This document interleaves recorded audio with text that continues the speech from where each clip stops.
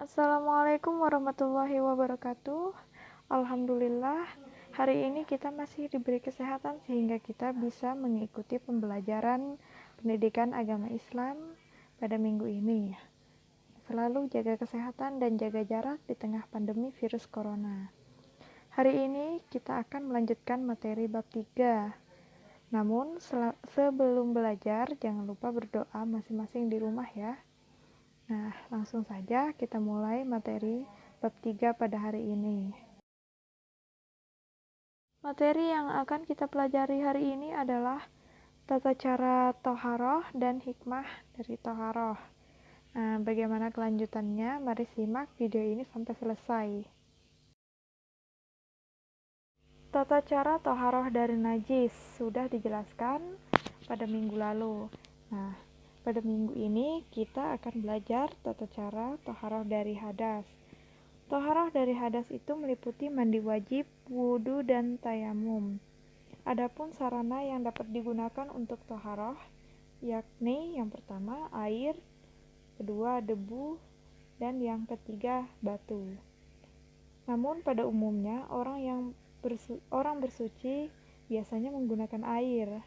Adapun air yang bisa dipakai untuk bersuci adalah air yang suci sekaligus mensucikan. Air jenis ini merupakan air yang bersumber dari alam, baik yang keluar dari bumi maupun yang turun dari langit, seperti air sumur, air sungai, air hujan, air laut, air danau, air embun, air salju, dan sebagainya. Nah, lalu di bawah ini akan dijelaskan secara rinci tata cara toharoh dari hadas. Yang pertama adalah mandi wajib. Mandi wajib adalah mandi untuk menghilangkan hadas besar. Nah, adapun tata cara mandi wajib itu adalah sebagai berikut. Yang pertama, membaca niat. Nah, niatnya seperti ini.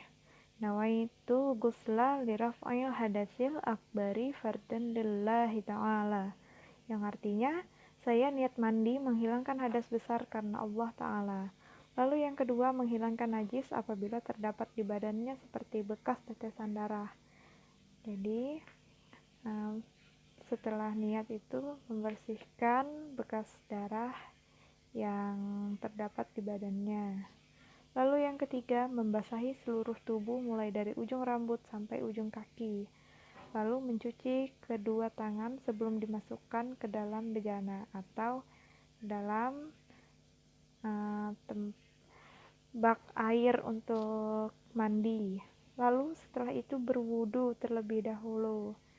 Setelah berwudu, apabila menyiramkan air ke badan, dahulukanlah yang sebelah kanan, lalu setelah kanan baru ke kiri. Selanjutnya itu menggosokkan tubuh, jadi bersihkan badan, gosokkan tubuh, dan sebagainya.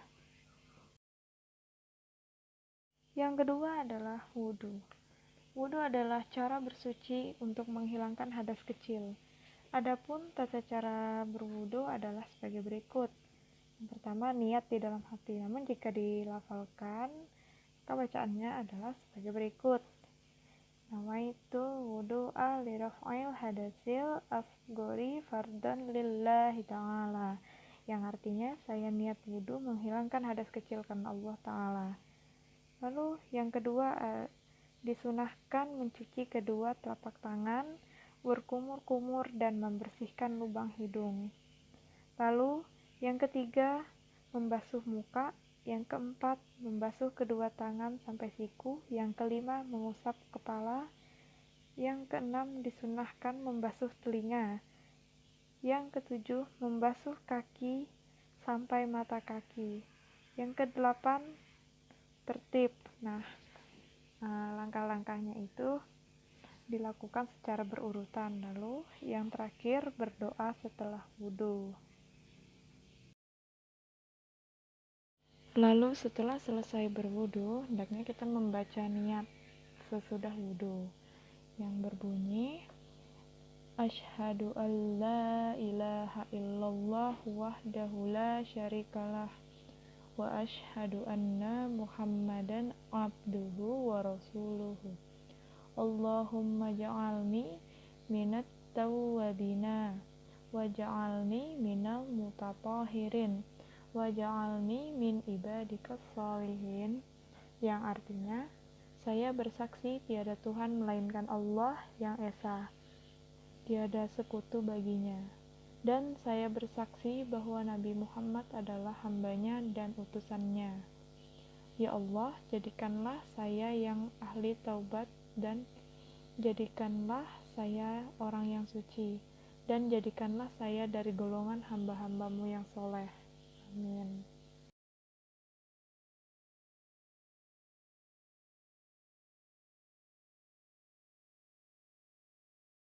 Dan yang terakhir adalah tayamum. Tayamum adalah pengganti wudhu atau mandi wajib. Hal ini dilakukan sebagai rukhsah atau keringanan untuk orang yang tidak dapat memakai air karena beberapa halangan atau uzur. Tayamum dilakukan dengan menggunakan sarana debu yang suci. Debu ini digunakan sebagai pengganti air. Nah, apabila kita berada di dalam pesawat atau kendaraan, debu yang digunakan untuk tayamum cukup mengusap debu yang ada di dinding pesawat atau kendaraan. Cara ini boleh dilakukan jika atau dalam keadaan yang pertama, tidak ada air dan telah berusaha mencarinya. Yang kedua, berhalangan menggunakan air misalnya karena sakit. Dan yang ketiga, telah masuk waktu sholat. Lalu, bagaimana tata cara bertayamum? Nah, tata cara bertayamum itu pertama-tama hendaknya membaca niat. Nah, niatnya ini berbunyi Bismillahirrahmanirrahim. Nawaitu tayammuma listibahati sholati fardan lillahi ta'ala, yang artinya, aku niat bertayamum untuk dapat mengerjakan sholat karena Allah Ta'ala. Lalu selanjutnya, setelah membaca niat, mengusap muka dengan tanah atau debu yang suci. Nah, setelah itu, mengusap tangan kanan hingga siku dengan debu dan mengusap tangan kiri hingga siku dengan debu. Untuk lebih jelasnya, kalian bisa simak video tata cara bertayamum setelah ini. Assalamualaikum warahmatullahi wabarakatuh. Hari ini saya akan menunjukkan tata cara bertayamum. Namun sebelum bertayamum, hendaknya kita melepas perhiasan yang ada di tangan. Nah, setelah semua perhiasan dilepas, lalu barulah kita bisa memulai tayamum. Nah, sebelum kita memulai, kita membaca doa niat tayamum. Yakni nawaitu tayammuma listibahatis sholati fardhon lillahi ta'ala. Nah, setelah selesai membaca niat, kalian tempelkan tangan kalian ke debu. Lalu setelah itu tepuk atau tiup debu yang ada di tangan. Cukup sekali ya. Nah, lalu setelah itu usapkan debu yang ada di tangan ini ke wajah kalian. Lalu setelah itu tempelkan lagi tangan kalian ke debu, lalu tepuk atau tiup. Setelah itu usapkan debu ini ke tangan kalian sampai siku. Nah, kita mulai dari sebelah kanan seperti ini. 1, 2, 3. Nah, untuk pembagian debunya, pertama kita pembagian debunya ada 1, 2, 3 bagian ruas jari, telapak tangan, dan jempol.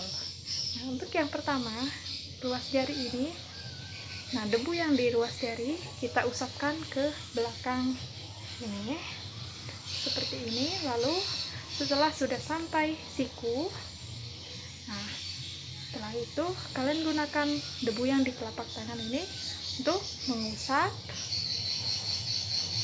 ini bagian depan. Lalu setelah itu bagian jempol kalian usapkan setelah seperti ini.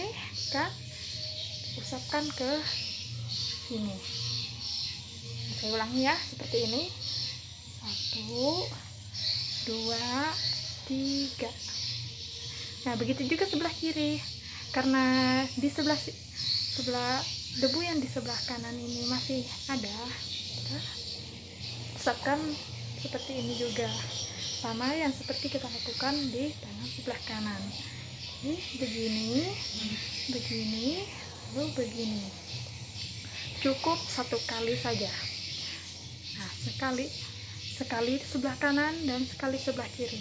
Nah, ingat ya, yang pertama tadi setelah kita tepuk sini, tiup atau tepuk, nah, lalu kita usapkan debu itu ke wajah. Nah, setelah diusapkan ke wajah, tepuk lagi tangan kalian ke debu, lalu tepuk sekali atau tiup, lalu usapkan ke tangan sebelah kanan dan kiri kalian. Selesai. Terima kasih. Wassalamualaikum warahmatullahi wabarakatuh. Nah, itulah sedikit penjelasan dan tata cara bertayamum. Nah, selanjutnya materi yang terakhir adalah hikmah toharoh. Bersuci memiliki keutamaan dan manfaat yang luar biasa. Keutamaan itu diantaranya, yang pertama, orang yang hidup bersih akan terhindar dari segala macam penyakit karena kebanyakan sumber penyakit itu berasal dari kuman dan kotoran.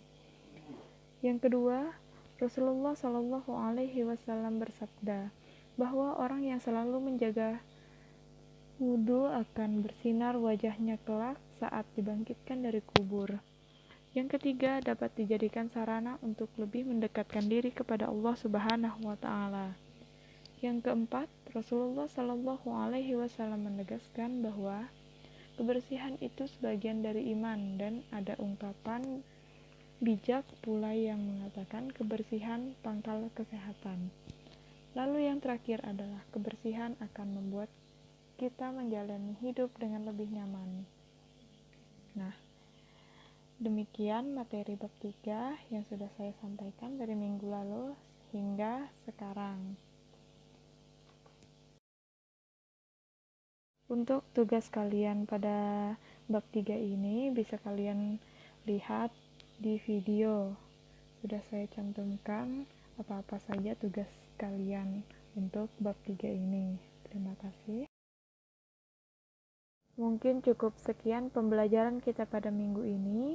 Semoga kita semua selalu diberi kesehatan agar kita bisa melanjutkan pembelajaran kita di minggu depannya lagi. Amin. Wassalamualaikum warahmatullahi wabarakatuh.